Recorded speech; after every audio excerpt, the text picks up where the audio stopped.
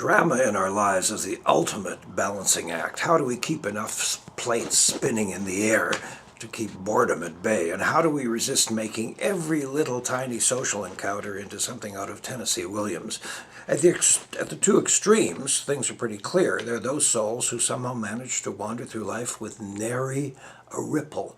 Now, not to cast unfair aspersions on certain professions, but a picture of accountants, bank clerks, and tax officials come to mind. And then there are the addicts, alcoholics, criminals of every stripe, for whom every single moment is conflict, suspicion, battle, personal slight, and downright full-scale war.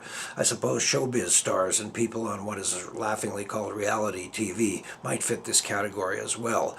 As for those creepy talk show hosts, many of whom, by the way, claim to be doctors, who prey on the vanity and neediness of these folks, well, no doubt they're laughing all the way to the bank and could care less what I think about them. Most of us are just wandering around trying to get from A to B without hitting the furniture. We're trying to figure out which fights to fight, which loves to love, which sunsets to inhale, which dances to sweat through, and which to sit out. And that's the daily challenge, isn't it? I once caught the last 5 minutes of Oprah when her guest for the hour had been the great American poet laureate Maya Angelou. And this is what she said, in that, I can't do that voice of hers, that stentorian, beautiful voice. "You know, Oprah," she said, "I get up every morning full of beautiful intentions. I give thanks for another waking. I pray for a day of kindness, mindfulness, consideration of others.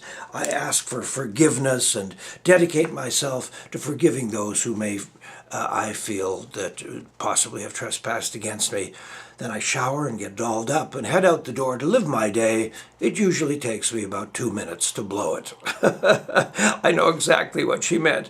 These days I'm calling my car my BOP, which stands for Bubble of Peace.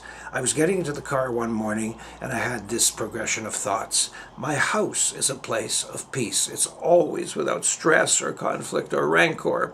That's the way I want it, and that's the way it is. But when I pull out of the garage, I turn into a raging lunatic, furious at practically everyone and everything in front of me and behind me and on the sides. Who needs this? What if my car were as happy and calm a place as my home? What a concept. So I labeled my car my BOP, my little bubble of peace.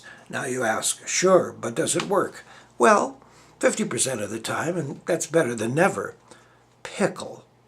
Drama is for the stage. If our lives are becoming so interesting we could charge admission, maybe something's out of whack.